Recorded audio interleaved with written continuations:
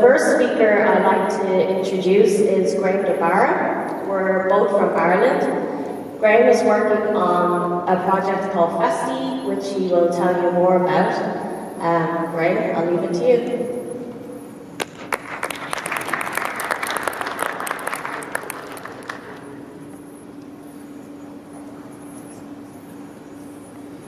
Annyeonghaseyo, everyone, hello, welcome to Provenance Summit.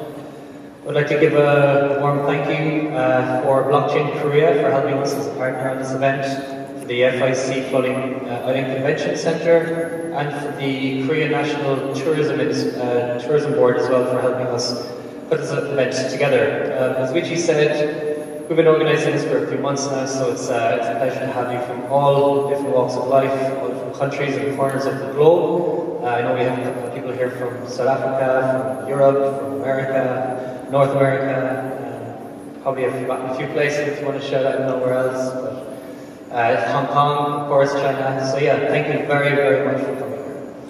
So the title of my presentation today is Promoting Private Payments.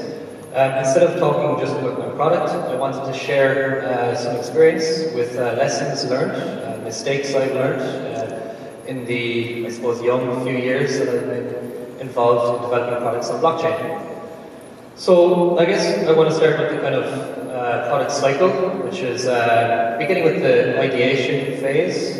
So the ideation phase would generally be when you have that kind of aha moment and you come up with your idea. This could be at the beginning of a product development cycle, or it can also be for a feature that you wish to introduce within your product as well. So I can talk a little bit about my product, Festy, which we had a product idea recently. I was in the sunny south of South Korea in a city called Busan. I don't know if anybody here is from Busan or if you've ever been there, but it's a wonderful city. I really recommend going there.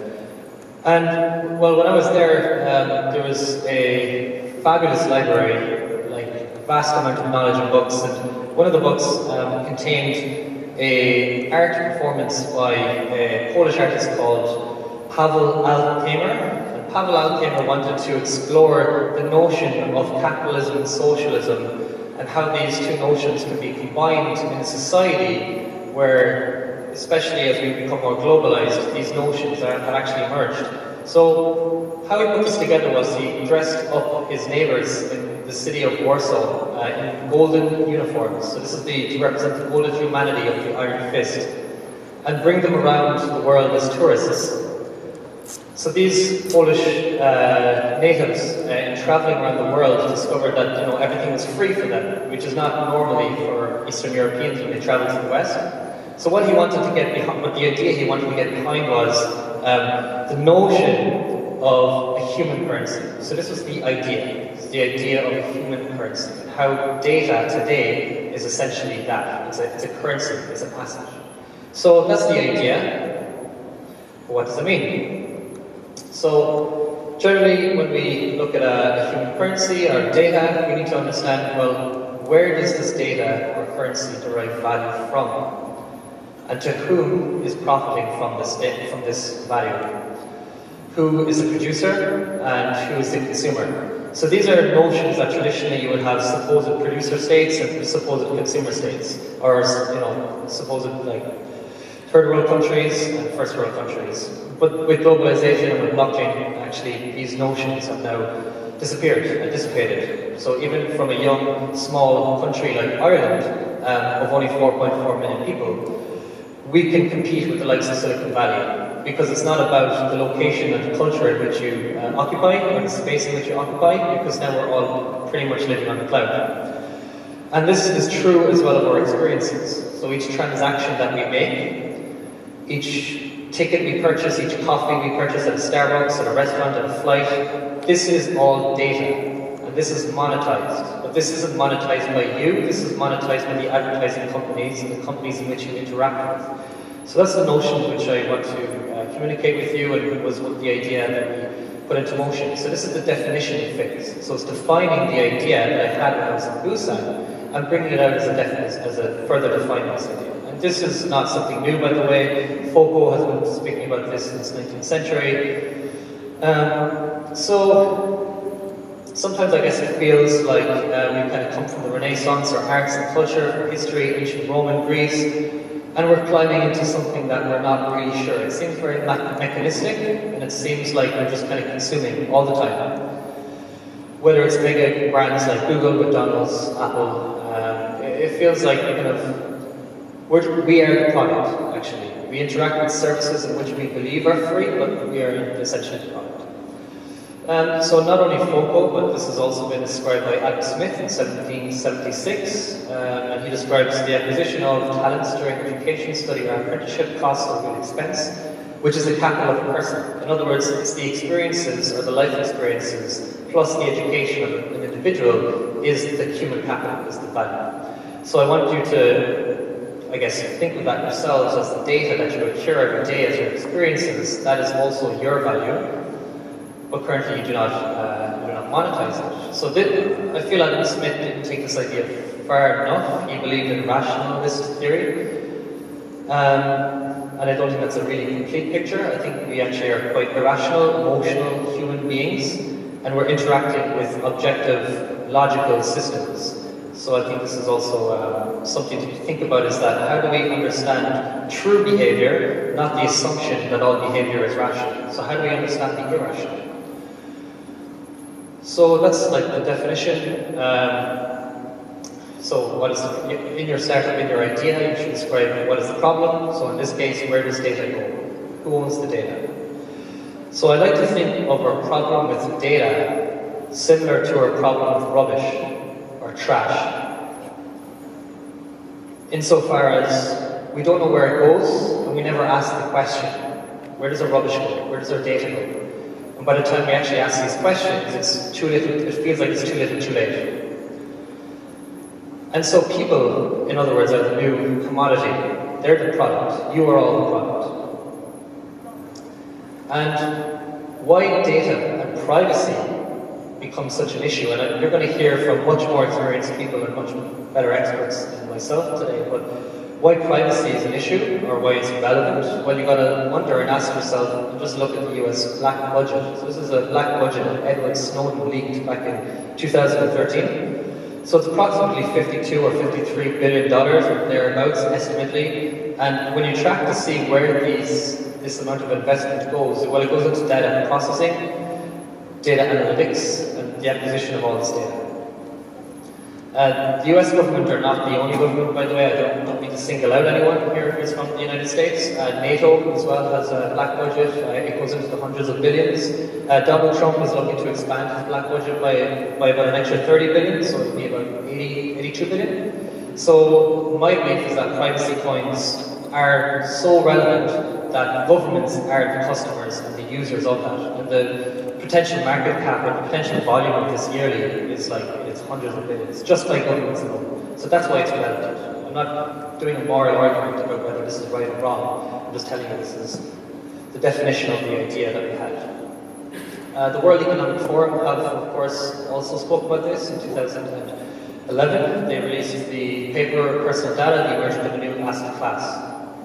So this is well documented. And for us, when we wanted to enter blockchain, the recent GDPR regulations which came out in Europe, which actually is relevant for everyone in the world, because if you have any customer or consumer or user that is from the European Union, you have to be compliant to these regulations as well. So we began to look at specifically Article 19, which is the accessibility of data. So in other words, if I'm a European citizen, I have the right to ask any company or service that I interact with, who accesses my data, where is it right now, give me a list of everyone who's ever accessed it. Many companies are struggling right now to actually come up with this resolution, and if you cannot supply this to a customer, if I do not get my accessibility definition by a company, they will be fined €1 million. It's a fine that's in place. So this is quite a big problem, I would say, quite relevant to services globally. And I think blockchain actually could be a very, very good use case for this. So here we go again with the product development cycle. So we need to prototype our idea. So we've had the idea, we defined it, and we prototype it. So Earlier on this year, we built just a simple Android app using React Native, and we allowed people to be able to log in, to upload their cryptocurrency. So we were accepting like Bitcoin, Ethereum, Dash, like Monero. Like it doesn't really matter. Like any currencies is good, to be honest. Like anything that has any sort of value. So you can imagine this being hundreds of different cryptocurrencies, and we wanted to basically track how these currencies are done with the transactions, so how this data is relevant to the consumer. This is also very handy for advertisers and businesses who do want to get data analytics, because they can purchase this directly, P2P, peer-to-peer, from the consumers who are producing this data. So this is also an attempt to eliminate the global marketplace for stolen data. So this is genuine data, to understand irrational behavior using blockchain.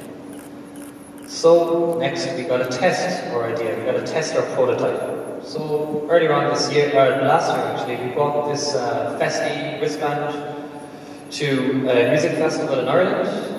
This music festival is the largest in Ireland. It's called Electric Picnic. So we gave wristbands to everybody who was working at the festival, and we gave them a token. He was using Basecoin at the time, because we wanted to stabilize it. We didn't want to worry about any sort of fluctuations during the festival. It was a 3-day festival, you know, in a greenfield site. We gifted them 72 tokens for each person. Each meal cost 8 tokens, so they were able to eat for the whole duration of the festival. The next thing is to repeat. So you repeat your testing, you repeat all the cycle of the definition, the prototyping, and the testing. So where else did we go? Well, we brought this to Irish pubs globally. This is a network of 7,000 Irish pubs, and this picture here is in the Lord Mayor's bar, so the Mansion House in Dublin. So the Lord Mayor was actually accepting cryptocurrencies in his bar for a night where there were 7,000 Irish pubs. It was a great laugh, it was very, very fun, so I would recommend you to look into Irish pubs globally if you're looking to purchase beer and Guinness with your cryptocurrencies. It's an interesting use case for us. So we also brought it to South by Southwest, which is the largest festival kind of conference that occurs in the US every year. It actually makes more money than the Super Bowl, so it's quite a large festival. This is a Portuguese artist called Surma, so we put together a concert, a mini festival within the festival, and people were able to purchase, using their wristbands, swag. They were able to use their cryptocurrencies to purchase different things. So these were the use cases, and it's all about, I guess, when you have your idea, you have your prototype, and you're testing, you're going to have to do this several times, and get it right, and further define, and make mistakes, and get it right, and change something. You're going to have to repeat this process. So I think repetition is very, very important. And then once you've gotten that far, and you think you're pretty ready to go to market, you think you're pretty ready with your definition, your prototype looks good, it's working, you can scale it, well, now you need to emphasize your idea. So the emphasis here is on our card and our wristband, which accepts payments and allows anybody to top up using the mobile application. They can top up using cryptocurrencies, they can top up using fiat currencies, they can load their tickets here for theatres, for music festivals, they can upload their medical information, they can upload their digital identity. So that's how we emphasize our idea here. You can spend cryptocurrencies, you can accept them, and the big feature that we came up with when we were in Busan was the ownership of data. And when we brought this to the Irish pubs market, the data analytics was very important for them. So as we got drink sponsors on board, who were sponsoring our concerts and were sponsoring our gigs, we wanted to offer them data analytics in response. So it was actually Coors Light, were one of our sponsors earlier on in the year. They're a pretty big alcohol company. And they actually said that it was the first time when they've ever sponsored something, they got genuine data back. Data of any sort of feedback that they could trust, that wasn't just, it worked, or, give us more beer next time. So they were able to see some data sets here, like how much was spent, what beers were drank, what other beers were drank, and this was all done with the consent of the user, which was GDPR compliant. And that's really where I wanted to leave you, or just to teach you, give you a drop of knowledge around the development cycle. As you are developing products, and I know you're all developers here, or you're working with a product, or you're business developers, or you're interested in getting involved in some sort of form, this is one of the basic things that if I was able to rewind time, I would wish that I would be able to learn this from the beginning. So thank you very much for listening to me, and enjoy your day, and I'm sure we'll see you around, and enjoy the after party. Thanks very much.